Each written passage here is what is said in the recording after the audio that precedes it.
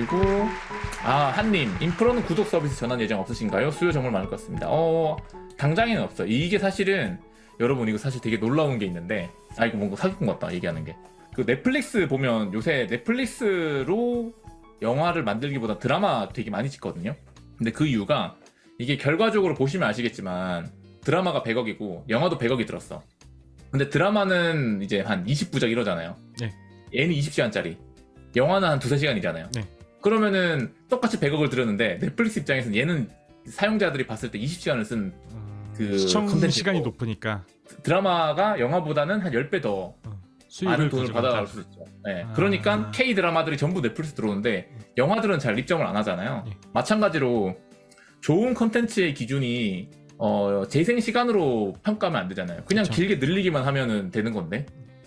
근데 구독자로 가게 되면은 그 모델이 일단 지금 가장 보편적이거든요. 얼마나 많이 재생을 했고 얼마나 재생 시간이 얼마나 기냐가 사실 네. 기준일 수밖에 없잖아요. 네. 그래서 이제 사실 컨텐츠 시장에서 특히나 저희같이 영상 재생에서는 구독자 하기가 쉽지 않아요. 이 자본주의 원리라기보다는 최대한 이제 좋은 컨텐츠를 만들어야 된다에 가까운 거죠. 컨텐츠 크리에이터 분들을 위한. 맞아요. 그리고 그렇습니다. 그 컨텐츠를 보고 배우셔야 될 여러분들을 위해서. 자, DC 인사이드 프로그래밍 갤러리님, 호들배님 여전히 리액트 클래스로 상태 관리하고 계신가요? 라고. 정확히 있는 상태를 관리한다라고 하기에는 범위가 좀 큰 것 같고, 어떤 네. 컴포넌트 내에서 반응형 데이터를 관리를 할 때는 데이터 관리할 게 한 2개 정도, 2-3개 정도까지는 그냥 유저 스테이트로 관리를 하는데 그 외적으로 사실 관리해야 될 컴포넌트가 더 많거든요. 그거는 프록시 형태로 관리를 하고 있습니다. 네, 그렇게 하고 있고, 프록시 안에 리터럴 데이터가 될 수도 있고 뭐 클래스 자체가 될 수도 있는데 그 안에 클래스 인스턴스를 가지고 관리를 하고 있습니다. 맞습니다. 사실 요새 그 클라이언트 상태 관리로 거의 안 하는 형태여서 로그인 정도 정보 외에는 요즘은 거의 이제 그 리액트 퀄이나 SWL도 그렇고 이제 그냥 서버 상태 관리하자, 혹은 이제 뭐 저랑 호들면은 서버 상태 관리를 위한 라이브를 따로 쓰기보다는 그냥 모델 패턴 써가지고 좀 하는 편 선호하는 거긴 한데, 그래도 이제 뭐 메인스트림을 따라가는 거에 대해서는 크게 반대하는 건 아니고. 네, 뭐, 어쨌든 요새는 뭐 맞아요. 옛날처럼 리덕스나 뭐 리코일이나 이거에 대해서 막 엄청 공부해야 되거나 그런 건 아닌 것 같아요 요새. 저는 뭐 개인적으로 이런 방식으로 해가지고 너무나 큰 이득을 봤다라고 생각을 하는데 그거에 대해서는 나중에 뭐 차차 조금씩 풀어보도록 하겠습니다. 메인스트림을 따라가지 못하는 데 대한 멤버들의 불만은 없었을까요? 그 메인스트림이라는 게 사실 있기는 한데 그 줄기가 뭐 그렇게 굵다고 생각하지 않습니다. 메인스트림의 그 줄기 자체가 굵지 못하다는 게 아니라 사실 언제든 뭐 그쪽으로 따라갈 수 있는 부분이 있어가지고, 이게 뭐 PHP 가는 길이 있고 스프링 가는 길이 있는데 뭐 그 정도의 차이가 나는 건 아니어가지고 결국에는 어떤 라이브러리를 써가지고 상태 반응형 데이터를 어느 정도로 관리를 하냐 정도의 차이여가지고 뭐 그게 메인스트림인데 당장 따라잡지 못할 정도의 길을 가고 있다고 보지는 않습니다. 뭐 예를 들어서 자바로 치면은 데이터 뭐 서버로부터 내려온 응답 데이터를 뭐 맵으로 할 수도 있고 혹은 클래스로도 할 수 있잖아요. 물론 클래스로 하는 게 맵으로 하는 것보다 좀 편하긴 하죠. 근데 클래스로 하지 않는다면, 맵으로 한다면은 그거는 아무래도 요즘 클래스로 하는 게 대세다 보니까 메인스트림으로 안 가는 거긴 한데, 클래스로 바꾸려면은 또 얼마든지 바꿀 수 있는 거잖아요. 그렇기 때문에 그런 부분에 대해서는 크게 불만은 없고요.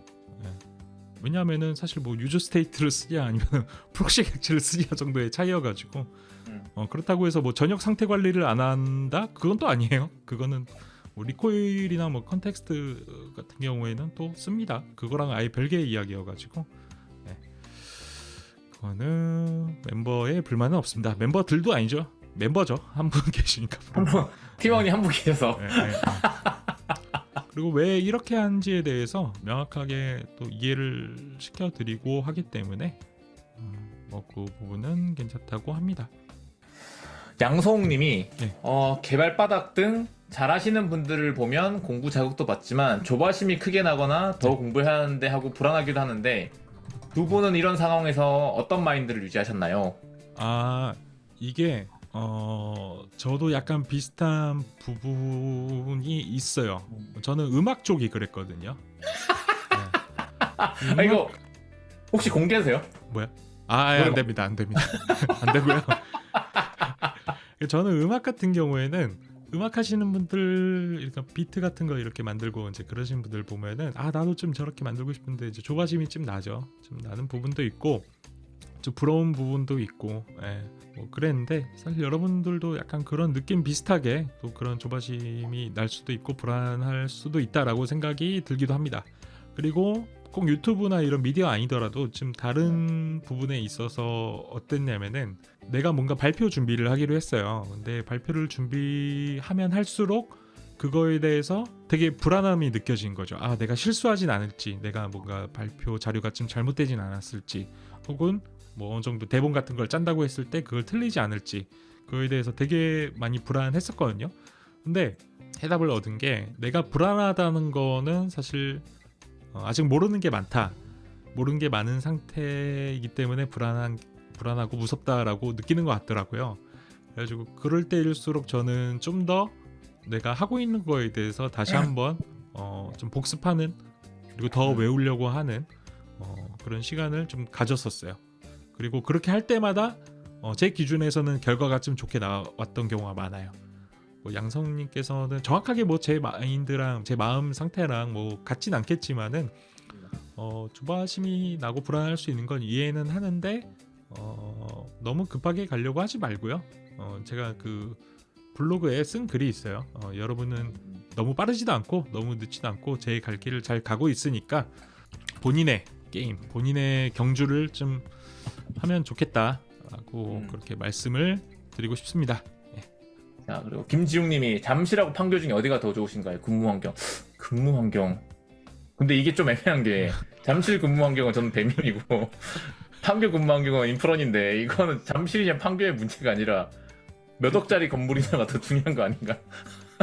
근데 이게 애매한 게 근무 환경이라는 게 사실 근무하는 것만 놓고 이렇게 생각하는 경우는 거의 없거든요. 왜냐면 집 환경이랑 집의 위치랑도 같이 엮어서 생각해야 되는 부분이 커가지고 글쎄요. 저는 뭐 근처 밥집이랑 교통이랑 그거 생각하면 사실 잠실이 편하긴 해서. 제육집이 몇 개나 있나? 그리고 잠실에 진짜 맛있는 제육집 있습니다. 두부 제육집이라고. 그게 맛있죠. 네, 거기 맛있습니다. 만약에 근무를 아무 데서나 할 수 있어요. 네. 아무 데서나 진짜 할 수 있고 출퇴근 일단 신경 안 써도 된다는 가정하에 딱 근무만 하는 환경을 고려했을 때 어디가 좋으실 것 같아요? 대한민국에서. 근무만 봤을 때요? 예, 진짜 그냥 코딩. 근무가 뭐 꼭 회사 근무는 아닐 수도 있고 개인 프로젝트, 토익 프로젝트가 될 수도 있고.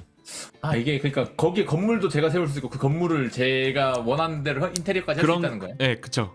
맞아요. 상관없어요. 그런 걱정이 하나도 필요가 없어요. 그럼 주변 인프라만 봐야 되겠네요? 저는 원래 지방에 있다고 와서 그런지 아직 서울이 좋은 것 같습니다. 사람 많은 게 좋은 것 같아요. 그렇군요. 호돌면은요?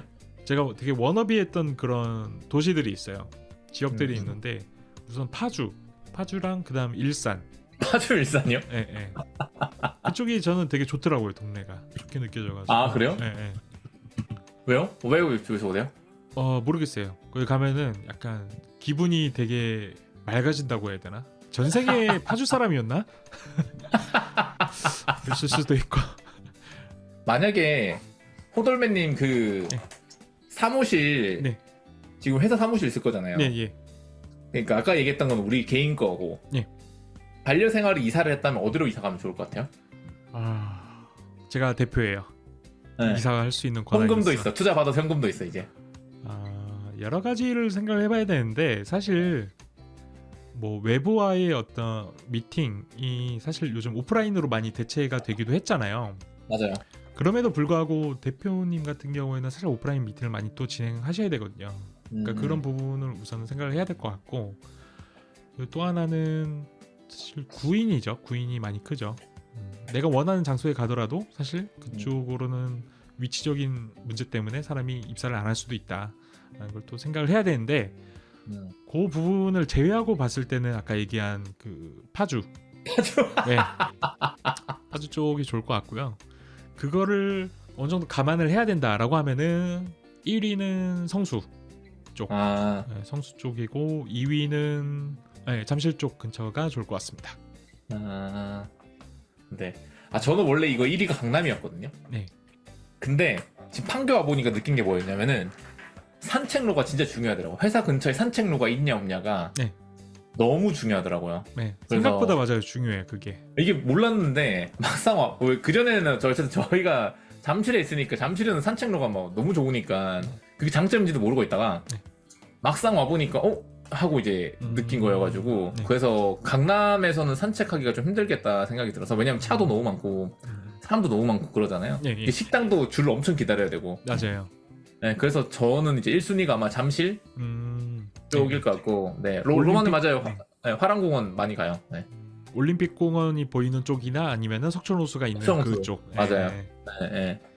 그쪽 라인업이 너무 좋구나. 왜냐면 또 어쨌든 이제 강남이잖아요. 강남역은 아니지만 강북과 강남으로 보면 강남 쪽에 있으니까 강북이랑 분당 라인 다 분들이 좀 출근하시기 그래도 좀 괜찮을 것 같아가지고. 네. 네.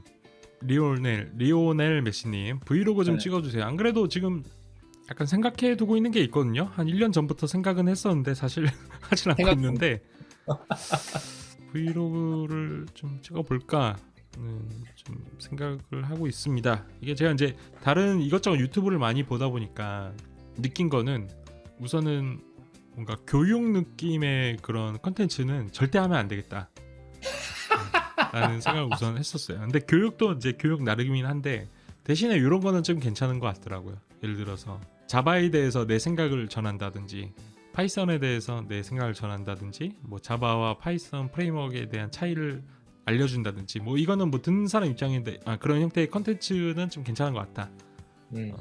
건 좀 느꼈고 가장 좋은 거는 어떤 실질적으로 생활을 어떻게 하는지 그 컨텐츠 주제와 관련해서 그러니까 저희 같은 경우에는 실제로 개발을 어떻게 하고 있는지를 좀 여기서 얘기한 건 브이로그 같은 거죠.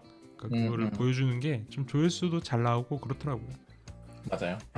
그래서 좀 생각은 하고 있는데 이게 아무래도 사실 뭐 제가 액션캠 이렇게 들고 지하철 타고 가면은 사람들이 미친놈인 줄 알겠죠. 네. 굳이 할 거면은 이제 촬영하시는 분을 고용을 해가지고 해야 되는데 컨셉은 사실 제가 이제 상상을 많이 하다 보니까 컨셉은 다 생각해 놨어요. 네. 어떤 식으로 네. 하면은 조회수 잘 나올까도 사실 생각해 놨는데 이게 또 이제 저희가 뭐 유튜버긴 하지만은 또 이거 영상 끄는 순간 또 일개 회사의 그런 개발자 CTO이기도 하거든요. 그래서 이게 밖에 어떻게 비춰질지에 대해서도 좀 조심스러운 부분이 있어요. 그래서 요새 맞아요. 뭐 입 털고 뭐 그러고 있는데 입 터는 것도 지금 능력 발휘를 100으로 못 하고 있는 것도 있어요. 어느 정도 하면 제대로 하면은 좀 이렇게 사회적으로 또 이제 파장이 있을 수도 있고 그렇기 때문에 그래서 뭐 브이로그도 사실 그런 거를 고려하면은 좀 재미없게 나올 수도 있다 결과가 그래가지고 맞아요. 고민이 있습니다. 네, 하고는 싶다. 그러니까 둘 다 어디 소속이 안 되어 있으면은 조금 더 날 것 그대로 보여줄 수 있는데 근데 이제 소속이 있으니까 사실 그렇죠. 진짜 저희가 음, 각 잡고 유튜버로서만 이렇게 활동을 한다고 하면은 사실 그것도 좀 고민을 했었잖아요. 저희가 맞아요. 카카오 그 장애 났던 거 맞아요. 컨텐츠를 한번 할까 했었는데 그거는 이제 하지 않았죠. 네. 거의 방금 말씀드린 거 포함해서 이런저런 이유로 그거는 그러니까. 하지 않는 게 맞다고 생각을 해가지고 그런 거 하지 않았고 그래가지고 여러분들이 보시기에는 어느 정도 이게 지금 선이 딱 지켜지면서 이걸 넘지 않다고 느낄 수도 있다. 그러니까 그렇게 자극적이지 않다라고 이렇게 느껴질 수도 있어요. 그래서 약간 맞아요. 좀 반복되는 부분도 있고 그래서 좀 지루하실 수도 있는데 저희도 나름대로 좀 고민이 있다 보니까 그런 걸 좀 맞습니다. 그런 부분도 같이 좀 생각해서 봐주시면 좋을 것 같습니다. 예를 들어 뭐 말씀하셨지만 이제 카카오 그 대장에 났을 때 우리가 거기서 입 털면 그게 무슨 사실 말은 쉽지. 맞아요. 말은 쉽지.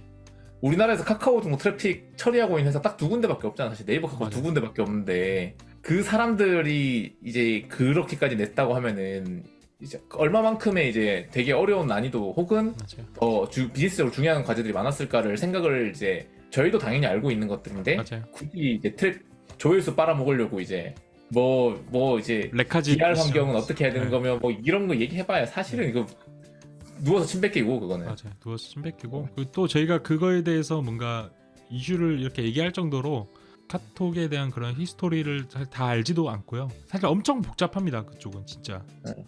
맞아요. 뭐 저희가 이렇게 그거에 대해서 문제를 막 이렇게 했어야 되니 저렇게 했어야 되니 그렇게 쉽게 얘기해가지고 해결될 그런 부분도 아니에요. 맞아요. 그리고 정말로. 전반적으로 동업자 정신에 대해서도 저희가 또 생각을 해야 되는 것도 있고요. 자, 지금 또 이제 로마님처럼 이제 러브라이브로 하시면 이제 조회수 잘 나올 듯이라고 하셨는데, 자 러브라이브 그러니까 제가 피규어 들고 와서 춤을 췄다고 쳐보세요. 근데 그걸 투자자가 봤어요. 그러면은 또 어떻게 될까? 이런 걸 생각을 해야 된다니까. 회사 대표님이 봤어, 투자자도 봤어. 그러니까 저희도 이제 사회생활 하는 사람들이어가지고. 그리고 그거 했다 치면은 이제 그 우리 회사 들어오는 그 신입 개발자들 이런 분들은 CTO를 뭐라고 어떻게 생각하겠어요? 그러니까 저희도 좀 나름 진지하게, 저희도 어느 정도로 좀 궁서체 모드를 어느 정도 좀 지키면서 약간 궁서체와 굴림체의 그 사이 느낌으로 좀 진행을 하고 있다. 하지만 필기체는 좀 힘들다. 아, 그렇게 그렇죠. 좀 봐주시면 감사하겠습니다. 저희도 솔직히 여기서 뭐 간장 뿌리면서 헤드스핀 하면은 구독자 50만 금방 모으는데 그거는 저희가 원치 않습니다. 맞습니다.